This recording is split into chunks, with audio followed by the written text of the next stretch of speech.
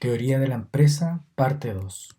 En la sección anterior habíamos analizado la producción en el corto plazo.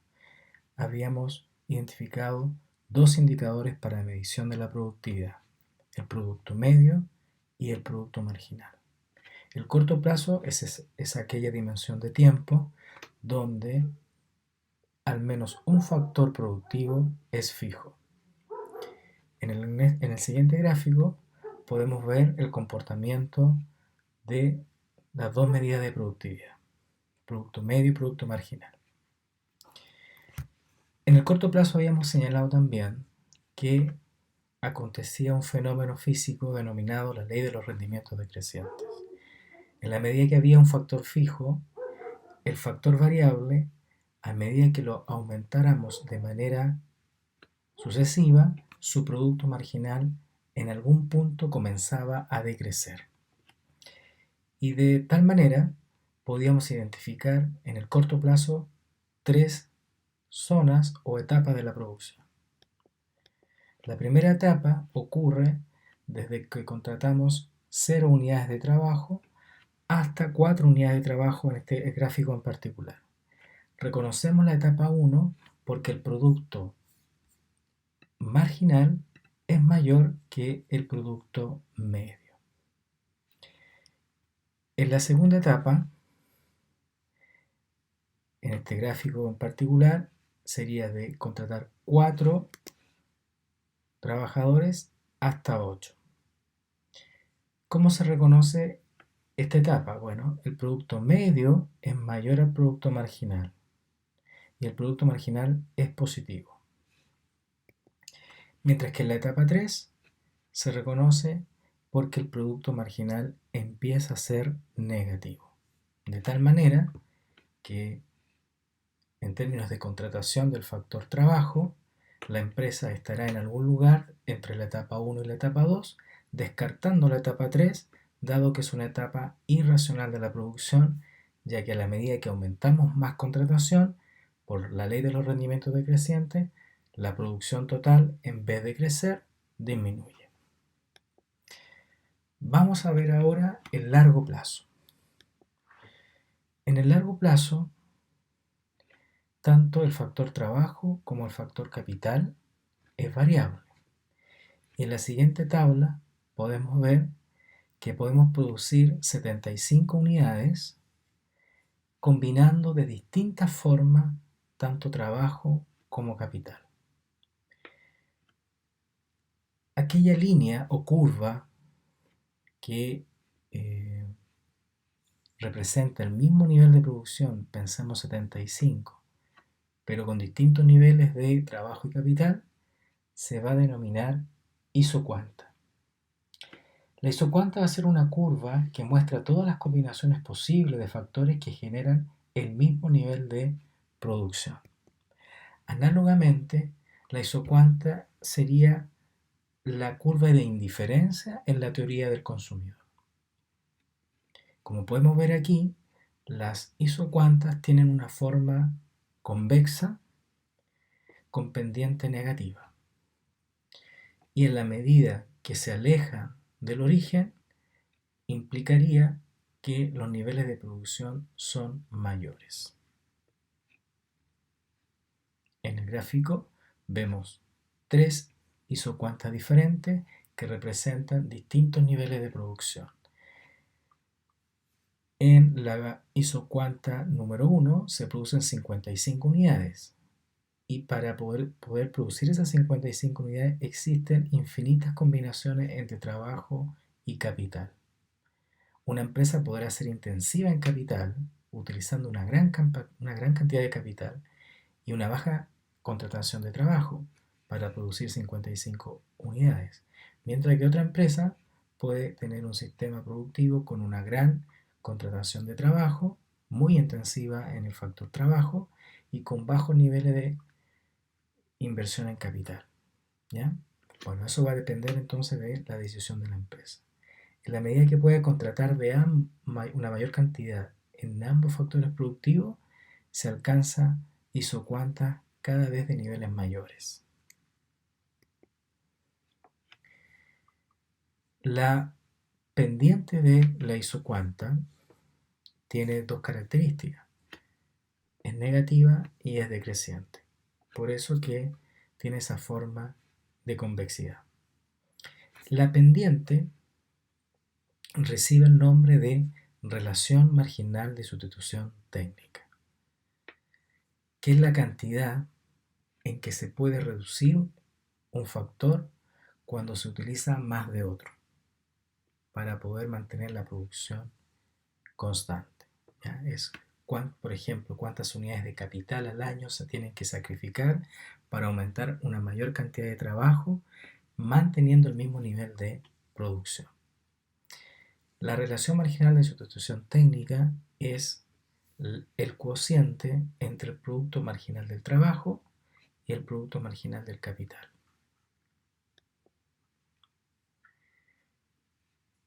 Existen casos especiales, ¿ya?, en donde las isocuantas no tienen la forma clásica convexa. Por ejemplo, los instrumentos musicales pueden fabricarse casi enteramente con máquinas o herramientas, o muy pocas herramientas y mano de obra muy calificada, de tal manera que la sustitución es constante. En este caso, las isocuantas son una línea recta con pendiente negativa en la medida que los factores sean sustitutos perfectos. Se puede dar el caso también que los factores productivos sean complementos perfectos. Por ejemplo, una fábrica de cereales que ofrece un nuevo cereal de desayuno cuyos factores de producción son avena y frutos secos, de tal manera que la fórmula requiere exactamente la misma cantidad, ¿no es cierto?, la misma proporción de ambos insumos. Esta función de producción recibe el nombre de función de producción de Leontief o función de producción de proporciones fijas. ¿Cómo son los rendimientos en el largo plazo? Como habíamos dicho anteriormente, en el corto plazo los rendimientos siempre eran decrecientes, por efecto de la ley de los rendimientos decrecientes. Sin embargo, en el largo plazo, los rendimientos pueden ser crecientes, constantes o decrecientes. Para eso incluimos el concepto de rendimiento de escala, que es la tasa que aumenta la producción cuando se incrementan simultáneamente todos los factores productivos. Por ejemplo, si incrementamos los factores productivos en un 10%, tanto trabajo como capital, y eso tiene un efecto en la producción de un crecimiento también de un 10%, estaríamos, ¿no es cierto?, en una situación de rendimientos crecientes a escala. Perdón, rendimientos constantes a escala, porque aumentamos el uso de los factores productivos en un 10% y la producción crece también en un 10%, rendimientos constantes a escala. Los rendimientos crecientes a escala sería, por ejemplo, si aumentamos también en un 10% los factores productivos y la producción tiene un impacto mayor al 10%, crece en una mayor cantidad. Y finalmente tendríamos una tercera situación donde los rendimientos serían decrecientes. En este sentido, pensemos que aumentamos en un 10% el uso de los factores productivos, capital y trabajo, y el efecto que esto tiene en la producción es un crecimiento menor a un 10%. Identifique el tipo de rendimiento a escala que se observan en cada figura. En la figura A podemos ver que en la medida que duplicamos de 2 a 4 el capital y de 5 a 10, la producción pasa de 10 a 20. En este caso, estamos duplicando el trabajo y el capital y la producción también se duplica. En este sentido, el gráfico A tendría rendimientos constantes a escala. En el gráfico B, en cambio, vemos cómo el uso de trabajo, por ejemplo, también se duplica de 5 a 10 y el del capital de 2 a 4. Pero el efecto que tiene la producción es más del doble. Por lo tanto, en el gráfico B existirían rendimientos crecientes a escala. Presupuesto de producción. ¿Cómo vamos a identificar cuál es la cantidad óptima de trabajo y capital para contratar? Para esto tenemos que conocer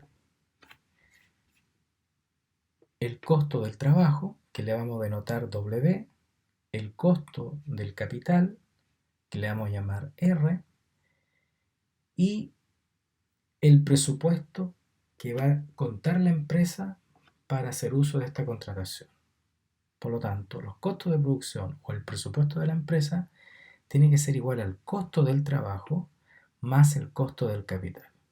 El costo del trabajo va a estar determinado por W multiplicado por L, el costo unitario del trabajo por las unidades de trabajo contratadas, más R por K, costo unitario del capital multiplicado por las unidades de capital contratada. El presupuesto de la empresa se denomina isocosto. ¿Ya? Esta que es esta línea, ¿no es cierto?, verde que aparece en la pantalla.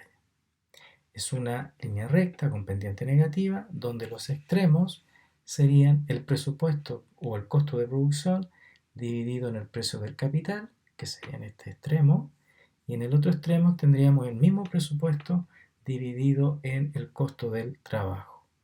Obtenidos esos dos puntos, lanzamos una línea, ¿no es cierto?, o trazamos una línea y tendríamos el costo de producción de la empresa. Cualquier contratación que esté fuera de esta línea es imposible para la empresa, ya que no cuenta con los recursos necesarios. Esa vendría siendo su restricción presupuestaria para poder contratar tanto el trabajo y el capital. Análogamente, en la teoría del consumidor, esta línea le llamábamos restricción presupuestaria. Veamos ahora cómo sería el óptimo del productor. Imaginemos entonces la restricción presupuestaria de la empresa, la línea de isocosto, ¿no es cierto?, que está calculado en base a esos dos puntos extremos. Aquí va a haber un mapa de curvas de isocuantas y la idea es alcanzar el nivel de producción o la isocuanta más alejada del origen, pero minimizando el costo de producción. Pensemos en ese punto. Pasa esta isocuanta y eso serían las cantidades de capital y de trabajo óptimas para contratar. Y ese sería el nivel de productivo que la empresa puede llegar a producir, minimizando entonces el costo de producción.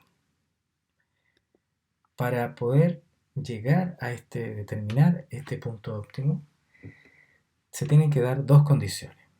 Primero, que la pendiente de la isocuanta, la pendiente de esta curva, que se llama tasa marginal de sustitución técnica o producto marginal del trabajo partido por el producto marginal del capital, debe ser igual a la pendiente del isocosto, que la pendiente del isocosto estaría dada por la relación entre el costo del trabajo dividido por el costo del capital. En el fondo estamos igualando las pendientes, que es el punto de intersección, ¿no es cierto?, o de tangencia en realidad, entre la isocuanta y la isocosto. Y en segundo lugar, se tiene que también